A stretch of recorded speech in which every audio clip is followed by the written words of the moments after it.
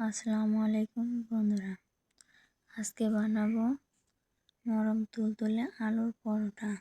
তার জন্য নিয়ে নিচ্ছি পরিমাণ মতন আটা, স্বাদ মতন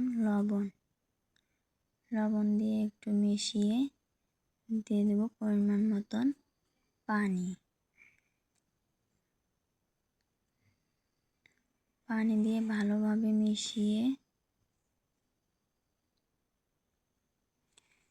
এখানে দিয়ে দেব বড় সাইজের 2টা ম্যাশ করে রাখা সিদ্ধ আলু, কারি পাতা কুচি, কাঁচামরিচ কুচি, বড় সাইজের একটা পেঁয়াজ কুচি,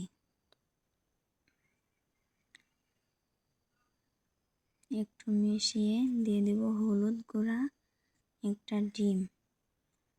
ভালো করে মিশিয়ে